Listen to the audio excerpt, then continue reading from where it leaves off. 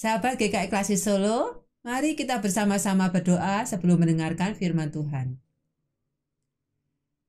Tuhan, di dalam saat yang teduh ini, kami mau merenungkan firman-Mu, dan tolong supaya hati kami terbuka terhadap pesan firman Tuhan yang akan kami terima.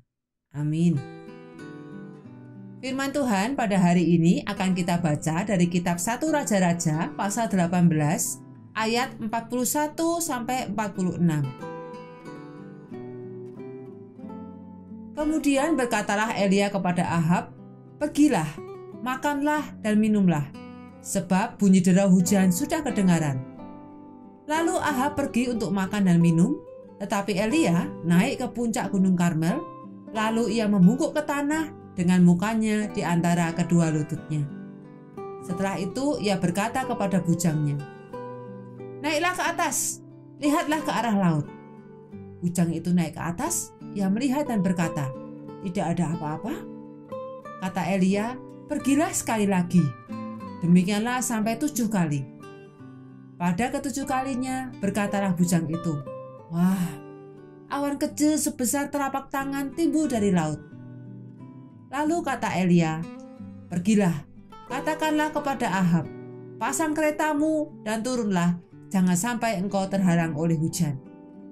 Maka dalam sekejap mata langit menjadi kelam oleh awan badai, lalu turunlah hujan yang lebat. Ahab naik kereta lalu pergi ke Yezreel. Tetapi kuasa Tuhan berlaku atas Elia, yang mengikat pinggangnya dan berlari mendahului Ahab sampai ke jalan yang menuju Yezreel. Sahabat GKI Klasi Solo, bacaan kita hari ini berbicara tentang Elia yang berada di puncak Gunung Karmel. Sebelumnya dikisahkan bahwa kejahatan Raja Ahab beserta Isabel istrinya telah menyebabkan seluruh bangsa Israel jatuh dalam dosa penyembahan Baal. Maka Allah menghukum mereka dengan tidak turun hujan selama 3 tahun, sehingga terjadi kekeringan dan kelaparan di Israel. Kemudian Elia menantang bangsa Israel dan menunjukkan bahwa Tuhanlah Allah Israel, bukan Baal. Sehingga bangsa Israel bertobat dan mengakui bahwa Tuhanlah Allah mereka. Maka Tuhan pun bersabda bahwa masa kekeringan dan kelaparan akan berakhir. Tuhan akan mendatangkan hujan. Lalu, apa yang dilakukan Elia di puncak Gunung Karmel? Ia membungkuk sampai kepalanya berada di antara kedua lututnya. Artinya apa? Elia merendahkan diri sedemikian rupa untuk menantikan realisasi janji Tuhan akan datangnya hujan. Ia tidak menagih, apalagi mengklaim janji Allah agar ditepati, karena ia percaya Tuhan pasti menepati janjinya. Kenyataannya, pada masa kini ada orang Kristen yang suka mengklaim janji Tuhan. Tidak ada posisi merendahkan diri seperti Elia. Bahkan tanpa sungkan dan hormat dalam doa-doanya, orang Kristen mengklaim janji Allah. Padahal, apa makna dari mengklaim itu sendiri? Suatu kali mobil dinas kami mengalami kerusakan dan memerlukan beberapa penggantian spare part. Saya mengurus klaim ke perusahaan asuransi dan klaim saya diterima oleh perusahaan asuransi, karena selama ini kewajiban terhadap perusahaan asuransi juga tidak lalai dijalankan. Nah, jika ini diterapkan pada kehidupan iman kita, apakah kita sudah menjalankan kewajiban kita kepada Tuhan tanpa lalai, sehingga kita merasa berhak untuk mengklaim janji Tuhan? Bukankah jujur kita lebih banyak lalainya daripada menepati kewajiban kita kepada Tuhan?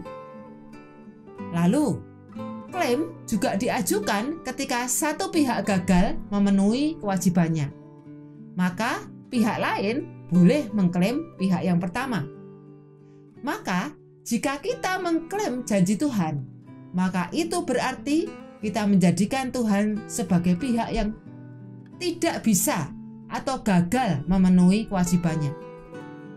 Orang yang suka mengklaim janji Tuhan seolah menunjukkan bahwa ia percaya penuh pada kuasa Tuhan. Namun sesungguhnya kalau mau jujur, mengklaim janji Tuhan itu justru merendahkan Tuhan. Mengklaim janji Tuhan seolah-olah berkata bahwa Tuhan adalah pihak yang tidak mampu memenuhi kewajibannya, sehingga kita bisa klaim Dia. Tuhan bukanlah agen asuransi yang bisa tunduk pada klaim konsumennya. Tuhan adalah Tuhan yang berdaulat. Siapa kita sehingga kita mempunyai hak untuk mengklaim janji Allah? Apa yang dilakukan Elia terhadap janji Tuhan adalah pertama-tama dia merendahkan diri dan percaya. Kedua, ia menunggu. Ketika Elia menyuruh bujangnya pergi melihat ke laut, bujang itu kembali sampai 6 kali tanpa kabar yang mengembirakan. Saudara, umumnya manusia mengulangi 3 kali saja merasa sudah cukup sabar, ya toh? Misal ada orang berbuat salah, kita sering mendengar, sekali ini saya maafkan, atau 2 kali ini saya masih sabar. Tapi nanti kalau diulangi sampai 3 kali, jangan harap saya bisa sabar lagi. Tetapi Elia tidak demikian. Ia tetap tekun menunggu sekalipun nampaknya penantian itu tidak ada hasilnya. Sekalipun nampaknya Tuhan diam saja. Beberapa waktu yang lalu saya mendapat kabar dari seorang teman yang tinggal di luar kota bahwa ia sedang berada di sebuah rumah sakit di Solo. Anaknya sedang sakit dan pihak rumah sakit di kotanya merujuk ke rumah sakit di Solo untuk mendapatkan penanganan medis yang lebih baik. Anaknya itu berusia 9 tahun dan menyandang cerebral palsy. Cerebral palsy adalah gangguan tumbuh kembang yang disebabkan oleh gangguan perkembangan atau kerusakan otak sejak seseorang berada dalam kandungan atau di masa dia kanak-kanak. Penyandangnya mengalami kelainan perkembangan motorik dan postur tubuh seperti kelumpuhan, kaku sendi, kadang juga disertai dengan gangguan bicara, gangguan makan, gangguan kecerdasan, gangguan penglihatan, ataupun juga gangguan pendengaran. Selama dirawat di rumah sakit, anak teman saya ini mengalami rupa-rupa masalah. Kadang demamnya begitu tinggi sampai kejang. Kadang kesulitan bernafas sehingga harus dibantu dengan ventilator. Makan disonde.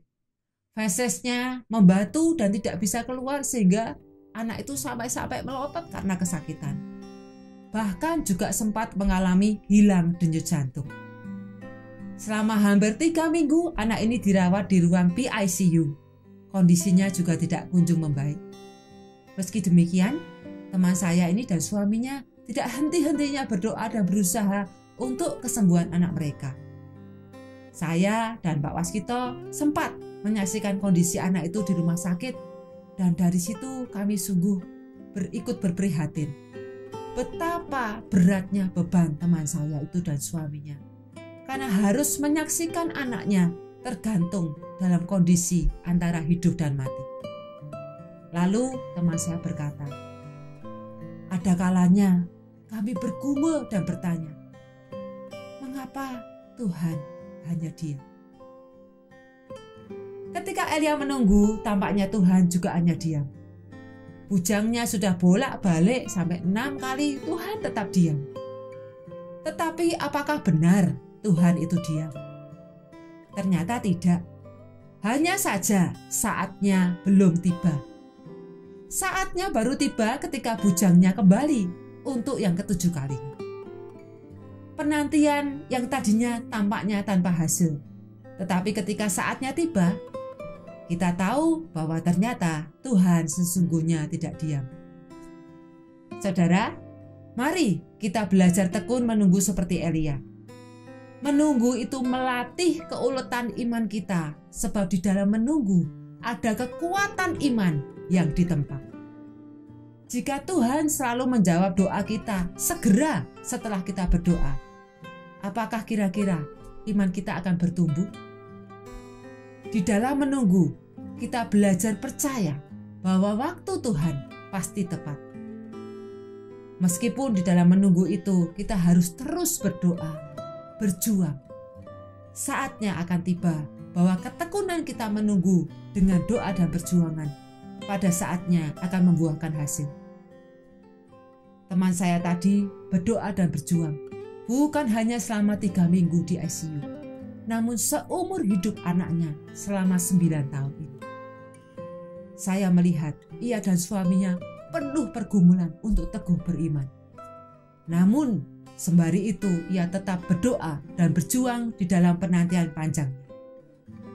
Pada akhirnya, Tuhan menganggap teman saya sudah cukup menunaikan tugasnya. Maka Tuhan memanggil pulang anaknya pada tanggal 3 Agustus yang lalu. Bagi kita, apakah ada di antara kita yang masih menunggu? Berdoa dan berjuanglah terus, karena Tuhan tidak diam. Amin.